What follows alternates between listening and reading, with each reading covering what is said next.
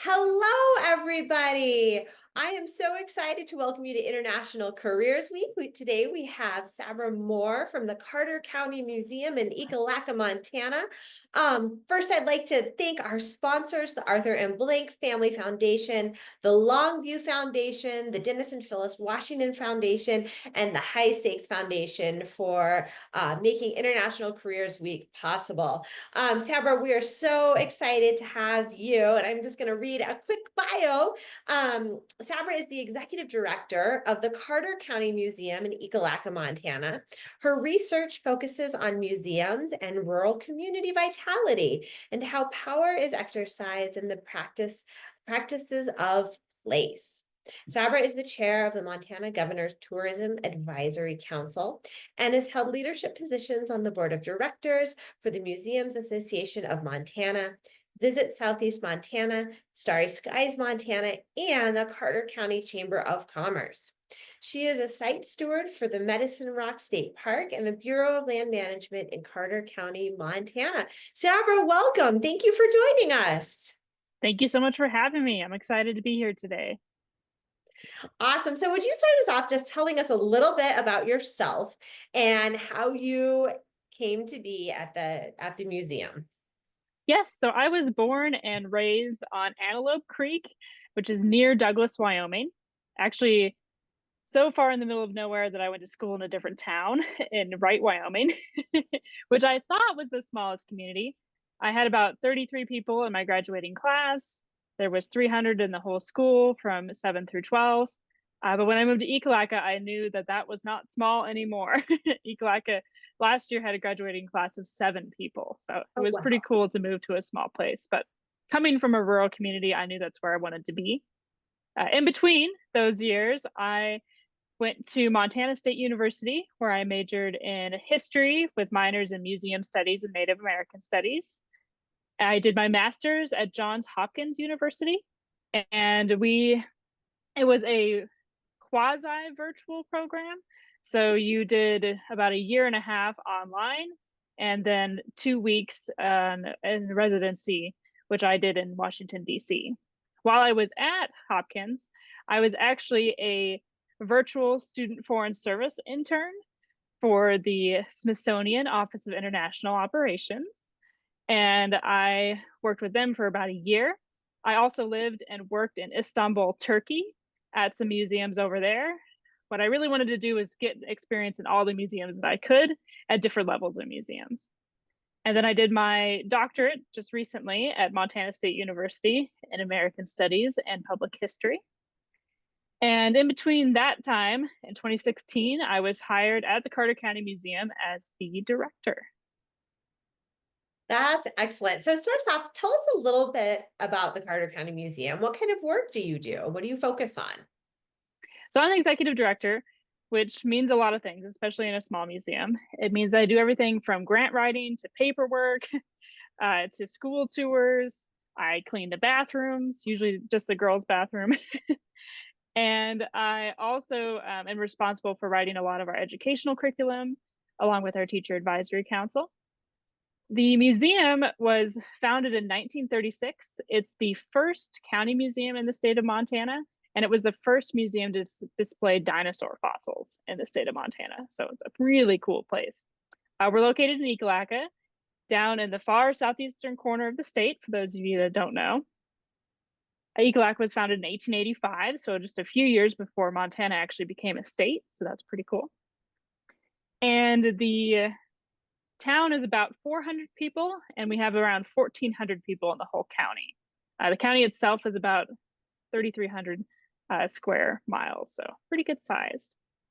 Wow. And okay, so are the dinosaur bones coming from Carter County, or are they from other places? Tell us a little bit about that. Yes, so our dinosaurs are from about 100-mile radius around Carter County. And that's what we have 4 different founders. 3 of them were ranchers, and they were kind of digging up dinosaur bones back in the late 1800s, early 1900s. And at the same time, there were paleontologists from museums all over the United States, including the Smithsonian, the American Museum of Natural History in New York, the Chicago Field Museum. They were all out here digging up dinosaurs and taking them back to their institutions. And our founders were like, hey, why don't we keep some of those local, keep them here in Ekalaka where they were found, and teach our students about them, our kids about them. So the museum was actually founded originally in the basement of the second high school in Ekalaka. And it was in the basement until the 1970s when it moved to this building, which is where I'm at right now. And behind me, you can see this really amazing rock wall. It's actually petrified wood that was from the local area. So this petrified wood is from about 6 different ranches in Carter County. And they were tired of digging it up in their fields. And they told our director at the time, Marshall Lambert, who was also the science teacher, and said, hey, if you can come pick this up, you can use it as free building material for the museum. So he did, and he actually brought his science class with him to help pick up rock in the fields and then build the museum for the next few years, which was pretty cool. Oh, that is incredible. So it sounds like there's a lot of really interesting geology in the area. What can you tell us a little bit about the history and what makes Carter County such a hotbed for fossils and petrified wood? Absolutely. So we 100-mile radius, but also 100 million years of history. So we go back to what's called the late Cretaceous, all the way up to modern day. But what's preserved in Carter County is a really interesting period of history, which is right before the asteroid hit and the KPG boundary, the Cretaceous Paleogene boundary. So that layer of ash from that where the asteroid hit and all the ash was in the air, that's here and that's visible in Carter County.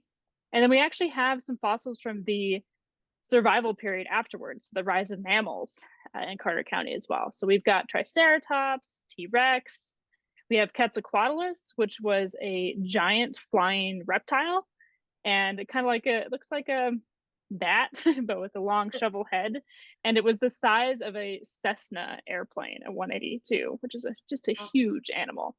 There was plesiosaurs, which looked like the Loch Ness monster, but they were real, and mosasaurs. So if you've seen Jurassic World, a mosasaur is actually the one that, spoiler alert, defeats the T-Rex, Indominus Rex. So we had those in Ekalaka too. Oh my goodness. Now, are there any bones from the Carter County Museum that are on loan or that live at other museums, either in the United States or around the world? Yes. So actually, I'm wearing a T-shirt today from the Amakusa Museum of Goshura Dinosaur Island, and that's our newest sister museum. They're located in Japan, in Kumamoto Prefecture, so our sister state, and they are a really amazing museum that is kind of like ours. So a lot of the dinosaur discoveries in Japan are made at in Goshura, which is a small island off of the coast of Amakusa City. And we are just about to send some of our T-Rex bones on loan over there for the 1 year anniversary of their museum reopening. So we signed the sisterhood agreement last year, and this is a 1 year anniversary of that, which we're pretty excited for. We also have dinosaur bones that are from Carter County, not from our museum, but from Carter County in Australia. Horridus, their Triceratops, which is really unique because it's almost 100% complete. It's in the 90s, is a Triceratops from Carter County. And it's really an interesting individual because its bones are black. So it's a really cool fossil. And they've got that on display in Melbourne at the Victoria Museum. So it's really amazing there. Of course, we also have bones at the Burpee Museum in Illinois. Jane, the T-Rex, so one of the most complete juvenile T-Rexes ever found, is there from Carter County. And we have fossils at the American Museum in New York, at the Chicago Field Museum, and then the Los Angeles County Museum. Their big T-Rex, Thomas the T-Rex, is from Carter County as well. That's incredible. That sounds incredible. So it sounds like there's some international work that happens even in small rural communities, like Ekalaka. Can you tell us a little bit about those relationships and how you work to build those, what it means to share resources, and how that impacts your daily life?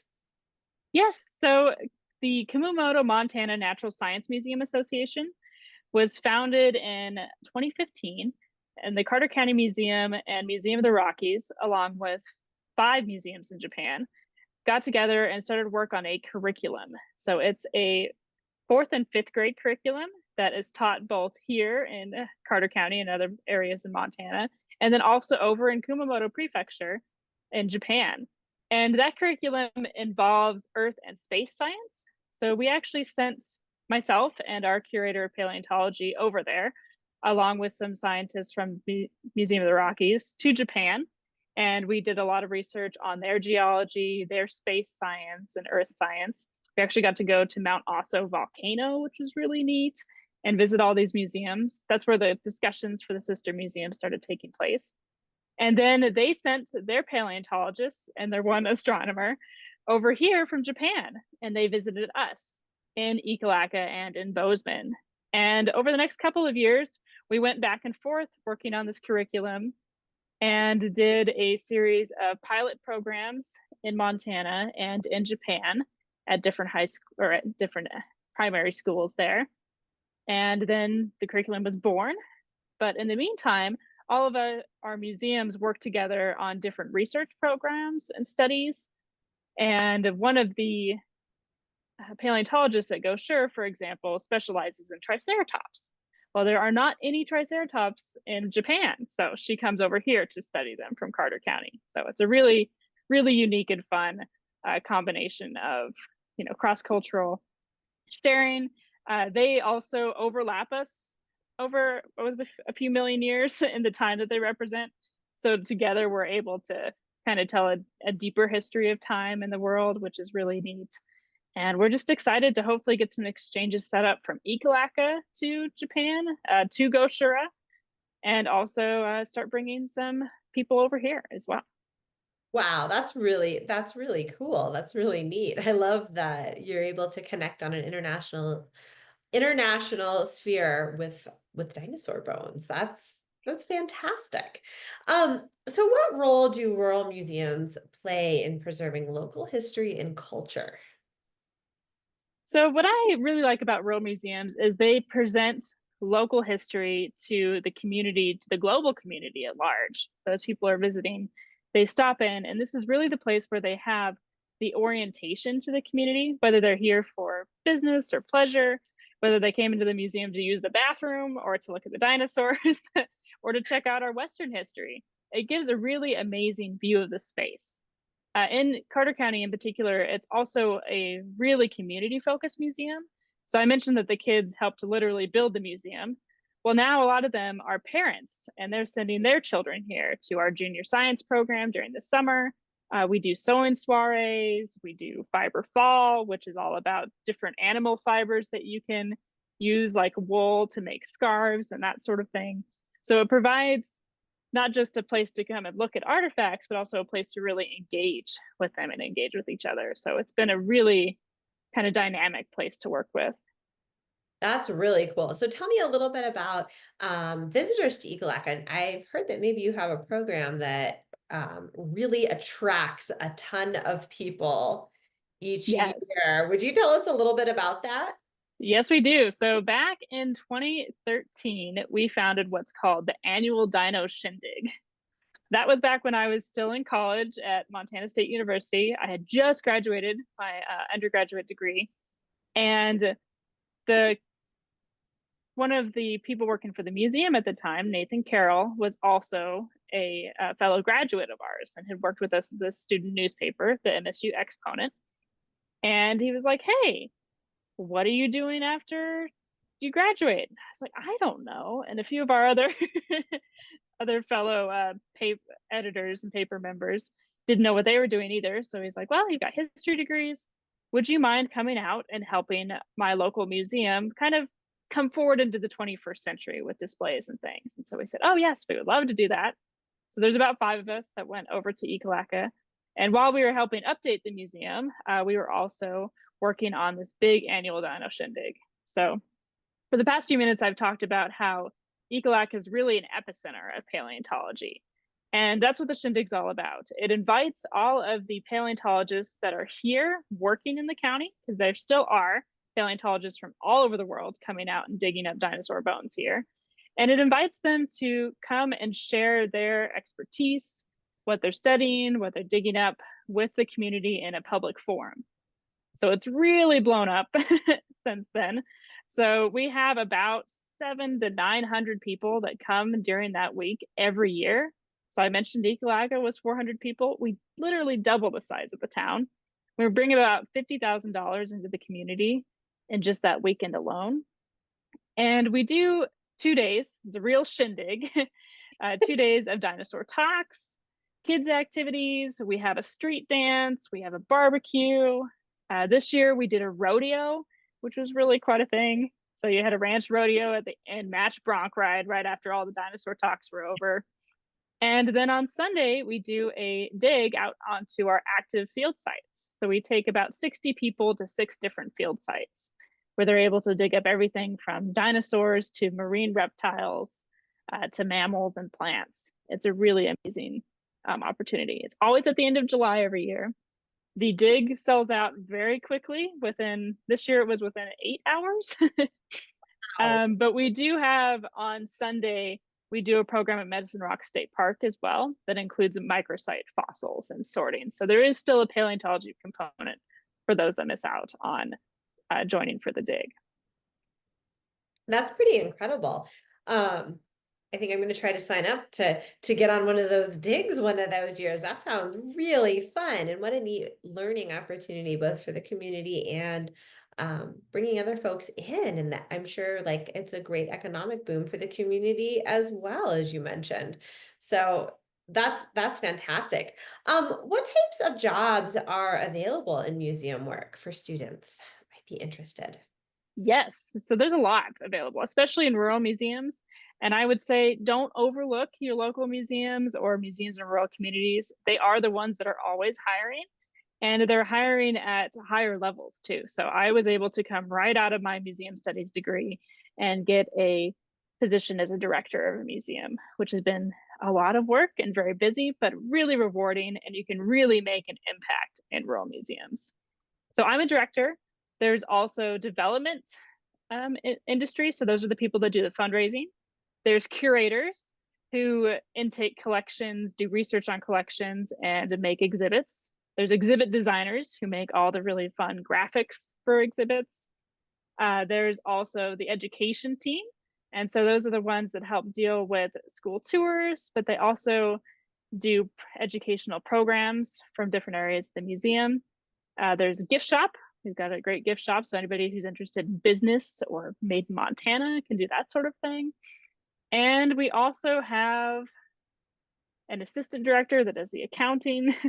Mhm. There's just about every level. Digital curation is another one. That's one of the newer programs. So if you're really interested in 3D scanning and creating online databases, digital curation is very cool. There's also a program for cultural heritage management, and that's something where you might be based at one museum, but you consult or work with several other museums to help them kind of come up with the policies to manage the heritage that they're doing, or work with different cultural groups, so with local tribes or with international groups as well. So there's a lot to do in museums. We have a question for Repoint. They're curious, how many fossils do you think you've discovered in your career? That I've discovered, oh gosh, I'm around 30 or 40 different fossils, which is pretty cool. Uh, and maybe even more. So we have a program, it's the Hell Creek Amber Citizen Science Program. And amber is hardened tree resin that has gotten to the point where it's really well preserved. If you've seen Jurassic Park, you see the insects that they find in amber. While we can't, of course, extract blood and come up with dinosaurs like they do in Jurassic Park, we can find a lot of really cool things in amber that tell us about the environment that was at the time. So we've found ants, wasps, and different midges, lots of plant matter. So I've gathered thousands and thousands of vials of amber. So it's possible that I've discovered a lot more fossils than that 30 or 40 that I've seen around here. Wow, that's really neat. Um, Gosh, yeah, it's a fun to think. Like my mind So just much that. sort of went like Oh, that's incredible. Um, okay, so oh, here we have another one. Do you have any Spinosaurus bones in your museum? We do not. So Spinosaurus is not found in Carter County area, but there are some at the Chicago Field Museum. And Jingmei O'Connor, who is the director of vertebrate paleontology over there, is one of our speakers and a research associate with our museum as well. So pretty cool. That's super cool. Okay, so I know that you were kind of talking a little bit about your career path, and correct me if I'm wrong, but I didn't hear that you have a degree in paleontology. Is that correct? That's correct. Yeah. So my degrees are in museums for the Yeah. most part. I knew I always wanted to be well, after I graduated my undergraduate degree, I was talking to my advisor, Dr. Robert Rydell, and he actually ended up being my advisor for my PhD as well. He was like, okay, you want to get into museums? If you want to be a curator, you have to specialize and you have to go to school and get a doctorate in that field. And then you have to hope a job opens up for that. But I know you're really into management and you seem to be doing well at the Exponent and you don't mind paperwork, which I don't. So would you maybe consider being a director? And I was like, I would. I think being a director would be great. I love really matching people, seeing their strengths and matching them with passionate projects and just really growing an organization together. So I really focused my education for my master's and my PhD in kind of the nonprofit management and uh, museum studies in general fields. That way, I was really well prepared when I became director here and had to fill out the 990 and do a lot of high level management right out of the gate. So worked out great. I can imagine. So, if you do have an interest in a specific area, you might want to look at some of the different careers within the museum world, and you can. It sounds like you can either specialize or you can go for more of a general degree. Um, Yeah. that can And I help. would really recommend getting as much experience as possible, especially small town museums are always looking for volunteers. So just working there, asking how you can help is really good. And then internships, of course, as many as you can. If you're going to go into paleontology, just sounds like a lot of you are very interested in paleontology. I would recommend, well, of course, Montana State University has one of the only undergraduate paleontology programs, but there's also a lot of opportunities to get out, go on digs, learn how to prepare dinosaurs, and yeah, just really work with that. Don't just look at T-Rex and think T-Rex is the way to go. Really get interested in other areas of paleo too and look into other dinosaurs. That's really cool. Okay, what's your favorite dinosaur? My favorite dinosaur, so that's a really tough one. I like Edmontosaurus, which is a duckbill dinosaur, and that's what the museum was sort of founded on. This guy was dug up in 1938. It's one of the four largest in the world. But my favorite prehistoric animal is a plesiosaur. So my first real big dig in Carter County was digging up Pinto the plesiosaur. So that long-necked marine reptile will always be one of my favorites. Oh, that's amazing. What are the top three favorite museums that you have visited? Well, of course, Carter County Museum is number one. I have a really special place in my heart for the Brenton Museum in Bighorn, Wyoming. That's where my husband and I actually got married a couple years ago. And they have a really amazing American Indian nations collection from mostly Lakota and Absalica nations. And then there's the Buffalo Bill Center of the West in Cody, which is actually a collection of 5 different museums all around a central spoke, which is really amazing spot. And then I have a very special place in my heart for our newest sister museum, the Amoxa Museum of Goshura Dinosaur Island. Their new museum is huge and amazing, and they've done just a fabulous job of really showcasing the dinosaurs from Japan, but also from the world as well. Oh, that's neat. You mentioned earlier that I believe you had an internship in Istanbul. Is that correct? I did. How did you end up with that, or how do you go about looking for those types of opportunities? Yeah, so this one, it was one of those opportunities that I had through my degree. So I was doing my master's at Johns Hopkins, and that program has a very strong alumni and professorial network. And so when I moved to Istanbul, I was there working for, his name was Paul Hepworth, and he worked with the Walters Museum of Art in Baltimore. And he had moved to Istanbul about 30 years before and was really working with um, paper collections. So I went and studied under him on how to properly preserve books and parchment and that sort of thing. And then I also volunteered while I was there at the Museum of Innocence, which is a really interesting museum based entirely on Orhan Pamuk. So he's a Nobel Prize winner in literature for Turkey. And he wrote a book called The Museum of Innocence and founded the museum at the same time. So it was this interesting literary museum. And they hired me because I could speak English and could therefore speak to they have about 80% of visitors are international travelers who didn't know Turkish. So it actually worked out pretty well.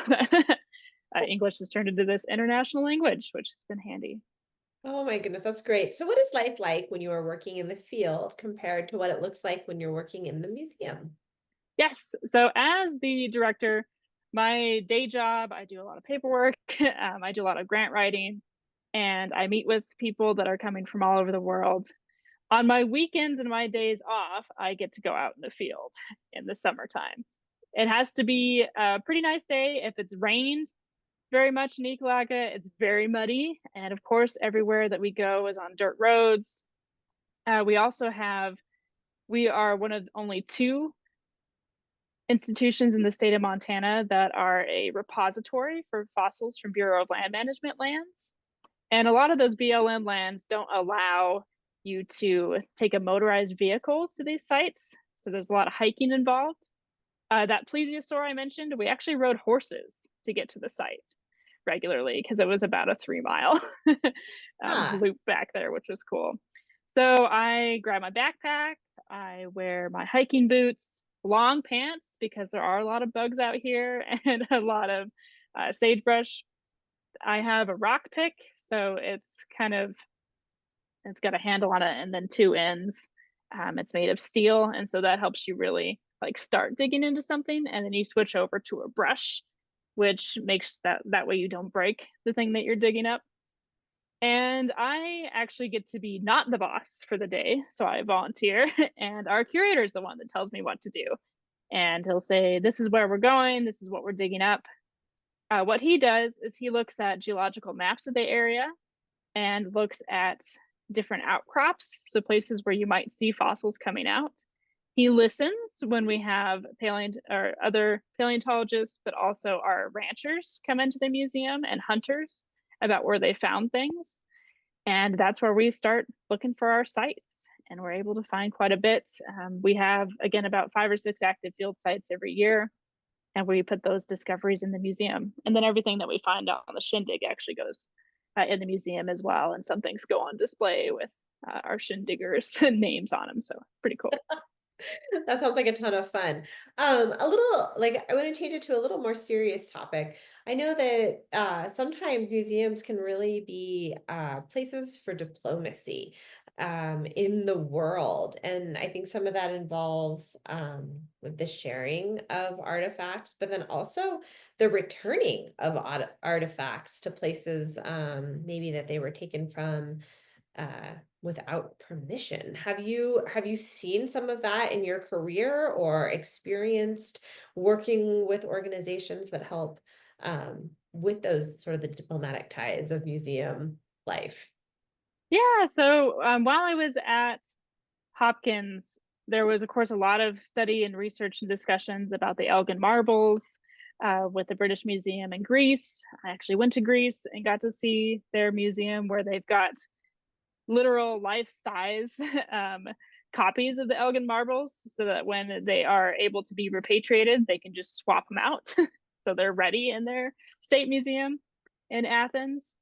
And then when I first came to the Carter County Museum, I mentioned that we are a repository for fossils from federal lands. Part of that comes occasionally with funding from federal sources, which means that the Carter County Museum, unlike a lot of county museums, we're kind of special this way. We fall under what's called NAGPRA, the Native American Graves Repatriation and Protection Act. So if there are any items within the collection that were found as part of grave sites, then those are supposed to be repatriated to the tribes. And one of my first things, other than the accounting, was to go through and find those items in the museum and start the process of repatriation. So we have gone through that. We've listed all of our items in the museum that fall under that sort of blanket and are currently working with tribes to repatriation has been signed. It's all ready to go. We just need to have some ceremonies and get those items back to their communities. Wow, that's powerful. Yeah. Another question from Reed Point. What is the longest amount of time you have spent digging up a dinosaur? Oh, yes. So personally, I mentioned the weather in Carter County. So we're only about able to dig really from about mid-June, if the rain's not too bad, through about October. And what happens too is that there's only a couple of us. We only have 5 people on staff at the museum.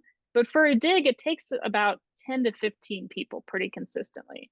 So that plesiosaur, my favorite fossil, was found in 2017, but it was not dug up fully until 2019. So it was about a 3-year dig. That, but each time we were only working about 3 to 4 weeks on it. And the plesiosaur itself, this one's about 60% complete, and it's got a completely articulated, so from the tail all the way up to the skull, including the skull, every vertebra is there. So it's about a 30, almost 40-foot long creature. So that took us a while. And again, like I said, we weren't able to bring vehicles out there. So we took our horses and then our brushes and everything. We actually had a field group from Australia. They were taxidermists working with our museum, and they heard about this plesiosaur dig, and they were the ones that helped us finish that up in 2019. So there was about 8 people from Australia that that's what they lived out there and camped out there and dug up that plesiosaur every day for about 3 weeks, finished it up, and then came in to town and would hang out at our county fair. And they actually joined in pig and mud wrestling and won, which was amazing. Wait, I'm sorry, say that again. They joined what kind of In the mud? pig and mud, yeah, pig and Pig? mud wrestling. Yeah. So pig, yeah. They had never That heard of was it what I heard, but before. I wasn't sure. Oh yeah, they were like, oh my gosh, what an American thing to do, wrestle pigs and put them in a barrel and in the mud. And yeah, so they did a great job. It was so much fun. We had a mammoth though, so a mammoth that was found in the Powder River, and it was literally in the bank of the Powder River, and the water's rushing by. It was kind of a flood year, and this was 2017, and we had found some parts of its legs, and then the next year we went out for about a week, and that's when they discovered the skull. So at the same time, of course, it's in the middle of this river and stuff is literally washing away. So that dig, they got the skull out in 4 days. So that's one of the fastest dinosaur digs that we've had here. And that took, the Australians were back and they went out there again and got to do that. So when you get a part of a leg, can you identify the animal immediately, or how does that process work? It seems like it would be, well, I'm a very, very, very untrained eye in dinosaur bones, but it seems like it could be really challenging when you just have a teeny tiny piece of the puzzle to identify it. How do you do that? Yeah, so I've learned a lot. As you said, I don't have a background at all in paleontology. I went to dinosaur museums as a kid and was like, oh, that's cool. But I never got bit with the bug. Our curator did, and he is all about dinosaurs and knows everything about where to find them. We also, when we have visiting paleontologists that have different specialities, they'll show us kind of what to look for. But a lot of it is a combination of where something's found and then placing it within that time. So you can kind of narrow down the field quite a bit and be like, okay, so I'm probably looking at a Triceratops and not a Spinosaurus because I'm in Ekalaka. And then the bones, in some cases, the bones are really once you start looking for them and start getting an eye for them, they can be more obvious. So the mammoth, for example, they have a really distinct skull. So, like modern elephants, mammoths had these really long ivory tusks, and those tusks are super heavy. So, if they were just hanging off of a skull that's completely solid, that would be a lot of weight on the end of the neck. So, a mammoth skull is actually more of a honeycomb. So, it's not a completely solid skull. And when you see that, you're like, oh gosh, that's a mammoth. They also have really distinctive teeth. They're kind of um, shaped like a big paperweight, about the size of both of my hands. And they have these long stripes on them. And then on the inside, there's these ridges. And so that's a mammoth tooth, pretty obvious for that. Triceratops horns also have kind of long, um, like stripes sort of on them in the bones. And you'll see some kind of shovel-like impressions on theirs too. So that's a triceratops. And the marine reptiles also have a pretty distinctive bone as well. So yeah, I'm learning a lot. I still Wow. am very excited when I can say, "Oh, this is that," and our curator's like, "Yes" or "No." So Oh, that's so fantastic. Oh my goodness. Have you ever been out of state to dig for dinosaurs? And if so, where? And if not, where would you like to go? Dream dino dig. oh gosh. Well, our curator has been several times to Baja, California. They have a really cool dinosaur dig there. And he actually has been on a dig in Argentina and one in China. We had a paleontologist for the Shindig a few years ago, and he did a talk on dinosaurs from Egypt. And I think that would be so cool to go to Egypt. And I've been there looking at the pyramids and the history, but I've never been there to dig up dinosaurs, and that would just be amazing. So, I haven't been out of state personally to dig up dinosaurs, other than, of course, Wyoming and Montana. I did when we went to Goshura to visit. They have a fossil dig experience too, but their fossil experience is actually marine um, animals, so ammonites, or what we found out there. And that one's cool because you take a boat to an island. You still have a rock pick, but that one you actually go and you find these big kind of round rocks, and you hit them at the certain spot and they crack open, and that's where you find the fossil inside. So that's my one. Again, not dinosaurs, but prehistoric animal international story. Very cool. What was the hardest part of getting your job?